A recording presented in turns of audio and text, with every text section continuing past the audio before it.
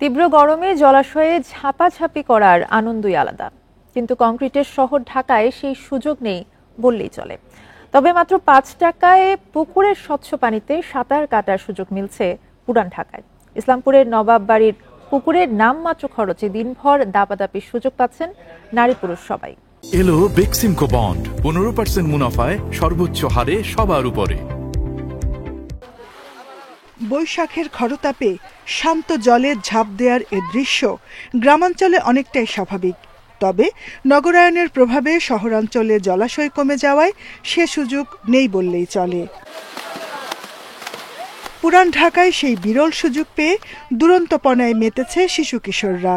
গ্রীষ্মের প্রচণ্ড গরম থেকে কিছুটা স্বস্তির খোঁজে ডুব সাঁতারে ব্যস্ত সবাই।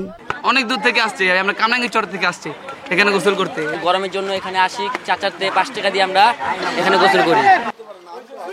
রাজধানীর ইসলামপুরের নবাব বাড়ির পুকুর গোল তালাবের স্বচ্ছ জলে দাপাদাপি করতে আশেপাশের এলাকা ছাড়া অনেক দূর থেকেও এসেছেন অনেকে।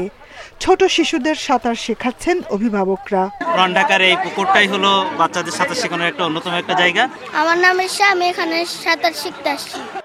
প্রায় 200 বছর পুরনো পুকুরে সাবান কিংবা শ্যাম্পু নিয়ে নামা নিষেধ।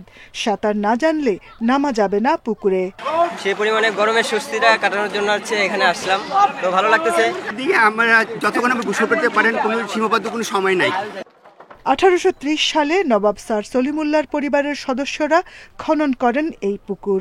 তবে ভূমিদস্যুরা পুকুর দখলের পায়তারা করছে বলে অভিযোগ নবাবের বংশধরদের।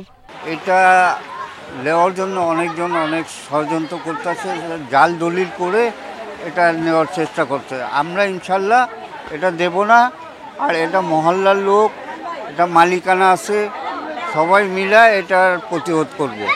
4 দশক আগেও পুরান ঢাকায় পুকুর ছিল 120টি, তবে এখন টিকে আছে মাত্র 24টি।